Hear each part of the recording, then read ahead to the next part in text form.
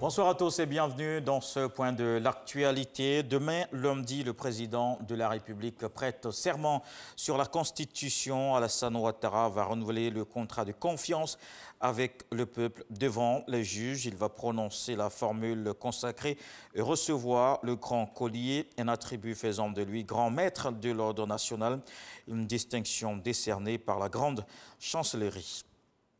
Une cérémonie que les Ivoiriens vont suivre et qui ont confié les rênes du pays pour 5 ans à Alassane Ouattara lors de la présidentielle d'octobre. Notre reporter Alexis Ouedraogo a justement recueilli leurs attentes pour ce nouveau mandat. Il est le vainqueur de la présidentielle d'octobre 2020. Alassane Ouattara rempile pour un nouveau mandat à la tête du pays, le tout premier de la Troisième République. Ce lundi, il prête serment devant quelques 300 invités, dont une dizaine de chefs d'État africains et de nombreux représentants internationaux. À l'heure du renouvellement de son engagement avec le peuple, les Ivoiriens, eux, affichent leur espérance en des lendemains meilleurs. Le président va prêter serment. Bon, j'attends que ce président rassemble tous les Ivoiriens et qu'il fasse beaucoup pour les jeunes. Bon, tout ce que je peux dire à le président, il n'a qu'à nous aider. On va travailler. C'est tout ce que moi je demande, qu'il fasse en sorte pour créer des emplois pour les Ivoiriens.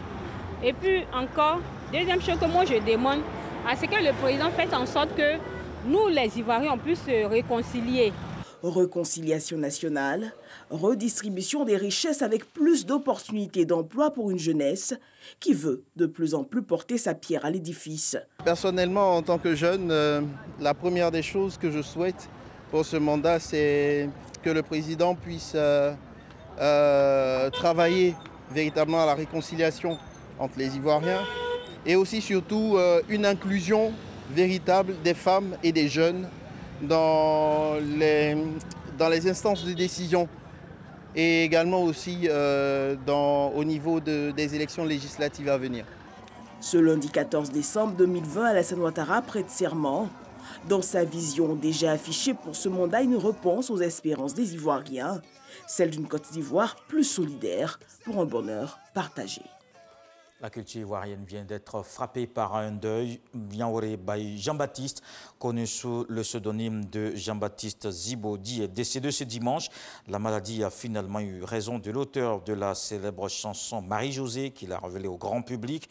J.B. Zibodi a été victime d'un AVC puis admis au CHU d'Angré où il rend l'âme aujourd'hui. Il tire sa révérence à 71 ans avec une carrière de plus de 30 ans et 6 albums. Après l'autorisation de la France pour l'extradition de François Compaoré, le frère de l'ancien président, n'est toujours pas revenu au Burkina Faso. Ses avocats ont déposé un recours auprès du Conseil d'État qui sera examiné le 18 décembre. Pour la défense, son extradition est illégale. Elle avance plusieurs arguments, dont la non-inculpation de François Compaoré au Burkina Faso. Rappelons que cela fait 22 ans ce dimanche que Norbert Zongo a été assassiné à Sampouy dans le centre-est du pays. Ce journaliste enquêtait alors sur la mort de David Ouedraogo, le chauffeur de François Compaoré. Le Nigeria est à nouveau sous le choc d'une nouvelle attaque visant une école dans l'état de Katsina, dans le nord du pays. Un établissement d'enseignement secondaire pris pour cible vendredi. Des hommes armés ont enlevé des dizaines d'élèves. Toujours pas de nouvelles de ces lycéens.